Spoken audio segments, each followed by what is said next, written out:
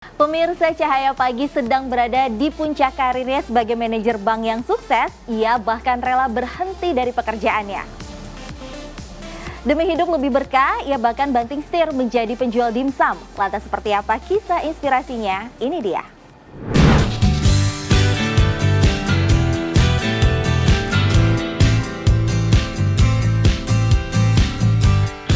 Kisah mantan manajer di sebuah bank ini menginspirasi banyak orang. Ia sukses berjualan dimsum dengan omset tinggi. Sebelumnya, Teguh bekerja sebagai manajer di salah satu bank swasta. Karirnya sebagai manajer pun dapat dikatakan cemerlang, bahkan ia sering mendapat penghargaan dari tempat ia bekerja.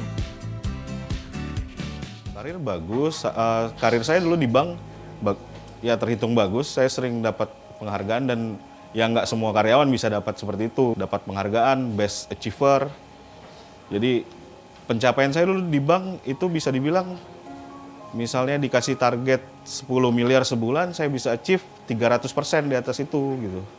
Jadi bisa 3 kali lipat di atas itu. Dan itu buat di bank tempat saya kerja dulu terbilang jarang, bahkan yang achieve target aja jarang gitu. Meski tengah berada di puncak karirnya, Teguh memutuskan mengundurkan diri dari bank tempatnya bekerja karena ingin terbebas dari bisnis yang mengandung riba. Awalnya, Teguh belum mengetahui apa yang akan ia lakukan setelah keluar dari pekerjaannya. Hingga akhirnya ia terpikirkan untuk memulai jualan Thai tea di bazar-bazar.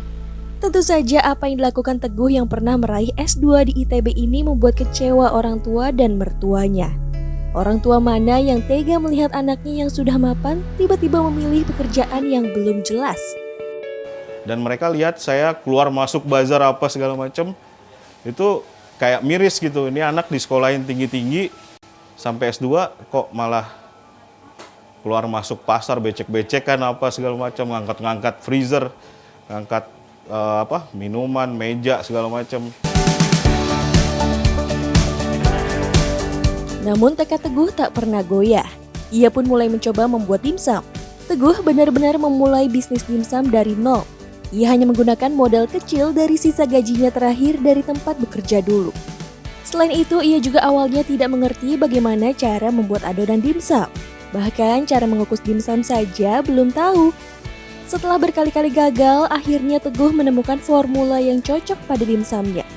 Tak disangka penjualan dimsumnya pun terus berkembang pesat seiring berjalannya waktu.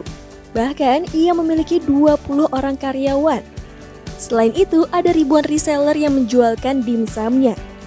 Selain tekadnya mencari keberkahan dari berjualan, kesuksesan Teguh tak lepas dari restu orang tuanya. Sekalipun awalnya sempat kecewa, kini Teguh melenggang mengantongi restu orang tuanya. Karena saya selalu gini ngomongnya, saya mau usaha kayak gimana juga kalau restu orang tua itu nggak ada, ya nggak akan berhasil, saya bilang.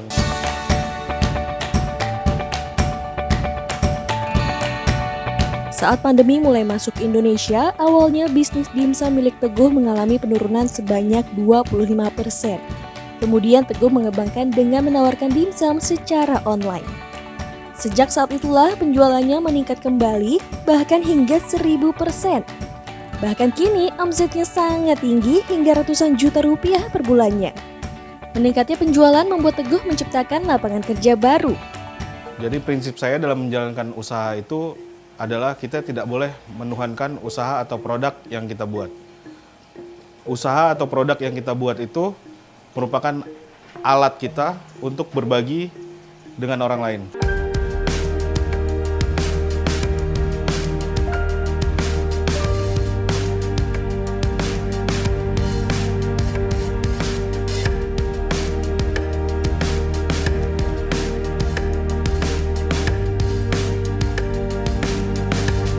Tanpa terasa kita sudah ada di penghujung acara. Terima kasih sudah menyaksikan program Cahaya Pagi pada hari ini.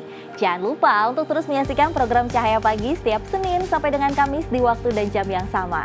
Saya Reni Risti pamit undur diri, tetap jaga kesehatan dan patuhi protokol kesehatan. Assalamualaikum warahmatullahi wabarakatuh.